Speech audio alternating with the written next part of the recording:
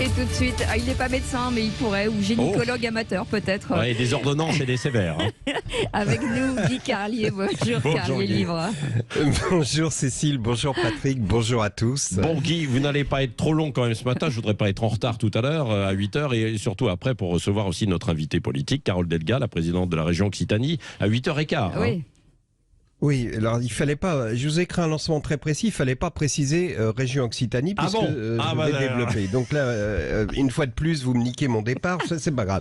Donc oui, à ce propos, Patrick, quand vous m'avez dit qu'à 8h15 vous receviez un président de région, j'ai pensé que compte tenu de l'actualité, il s'agissait d'Harry Chalus, président du Conseil régional de Guadeloupe, qui a fait hier des déclarations fracassantes sur la situation de ce territoire. Eh bien non, pas du tout, car votre invité de 8h15 se nomme Carole Delga et elle est présidente de la région Occitanie. Oui. Alors, il faut reconnaître que l'Occitanie, c'est plutôt calme en ce moment. Alors, je me suis longuement interrogé sur les raisons de cette invitation quand soudain, j'ai eu une illumination. Aïe. Mais oui, c'est bien sûr, c'est en Occitanie que se trouve le Cap d'Agde et sa merveilleuse plage naturiste connue dans le monde entier. L'Occitanie, c'est aussi la région où est située la Grande Motte, la bien nommée. Oui. La Grande Motte qui est un peu la Silicon Valley de la partouze. On trouve d'innombrables établissements qui organisent ces colloques dont vous êtes si friand, Patrick, et je devine que vous vous réjouissez à l'avance d'évoquer avec Madame Delga l'Extasia, le Paradiso, le Bisou et votre préféré, le Vénusia, dont je ne résiste pas à vous lire l'argumentaire tant il est prometteur. Dans un cadre élégant et raffiné, on dirait une publicité de ciné dans les années 70.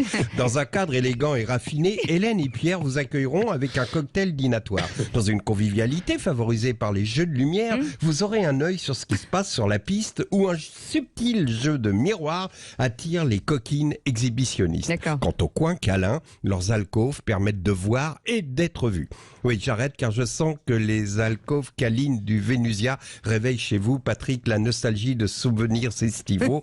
Voilà pourquoi, amis auditeurs, l'interview de 8h15 risque d'être passionnante. En tout cas, elle le sera davantage que celle de Bruno Retailleau hier. Et si vous me permettez d'être sérieux un instant, oui, vous me permettez, car vous allez voir avec quelle maestria je fais passer cette chronique du rire à l'émotion. Car la vie est comme ça, elle nous fait passer du rire à l'émotion. La vie, c'est la commedia dell'arte. Et je voudrais revenir sur une déclaration de Bruno Retailleau qui souhaite réduire le budget des hôpitaux. Comme il est malin et qu'il sait que cette mesure serait impopulaire, il précise réduire le coût des hôpitaux en supprimant du personnel administratif. Et oui, il se dit que les gens vont penser « Ah, il est bien Retailleau, il touche pas aux médecins et aux soignants, mais aux secrétaires feignasses qui prennent leur café en se racontant des histoires de famille pendant que t'attends tes étiquettes au guichet des admissions. » Eh bien non, monsieur Retailleau, les secrétaires des hôpitaux ne sont pas des feignasses. Au contraire, elles sont débordées car elles sont en sous-effectif. Et si vous supprimez du personnel administratif, ce sont les soignants qui devront noter les rendez-vous, gérer les dossiers, taper les comptes rendus, recevoir les appels des patients en détresse, les labos. Et là, je vais jouer à Colombo. Ma femme m'a dit... Eh oui, ma femme est oncopneumologue à l'hôpital. Oui, je me la pète un peu, j'ai des raisons, car c'est une héroïne qui a quitté l'hôpital Pompidou et son prestige, mais où les chefs de service passent leur temps dans leur bureau à rédiger des études inutiles, mais qui feront une ligne de plus sur leur CV et laissent les visites aux internes. Non, j'exagère. Les professeurs voient des patients, mais surtout en secteur privé. Par exemple, je vais vous donner une idée des tarifs à Saint-Antoine. Si tu as besoin d'une prothèse de genou, c'est 3 000 € de dépassement d'honoraires par genou. Ah oui. Si tu veux être opéré par un professeur dans un mois et pas par un interne dans un an. Ouais.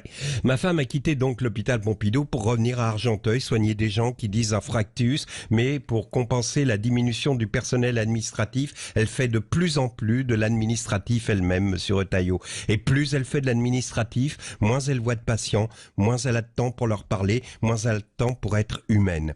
Dans les hôpitaux, on se sent petit, on se sent fragile, on est infantilisé, on a une chemise de nuit qui te laisse le cul à l'air, on mange une viande grisâtre dont on se demande si c'est du poulet, du veau ou du poisson, accompagné de riz tiède, et surtout, on a peur, on a besoin d'être rassuré. Mais le personnel n'a pas le temps de parler aux patients, pas le temps de les rassurer.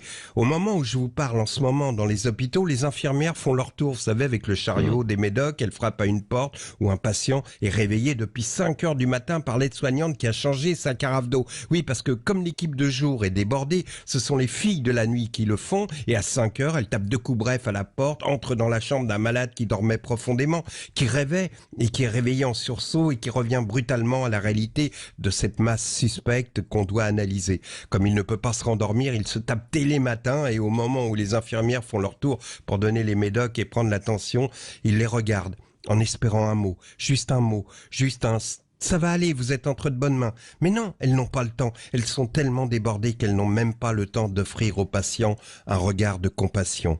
Drôle de monde où l'on trouve plus d'infirmières attentives au confort des patients et qui leur parlent avec douceur, qui même l'étalent que parfois dans les soirées spécialisées du Vénusio de la Grande Motte que dans les hôpitaux de la PHP.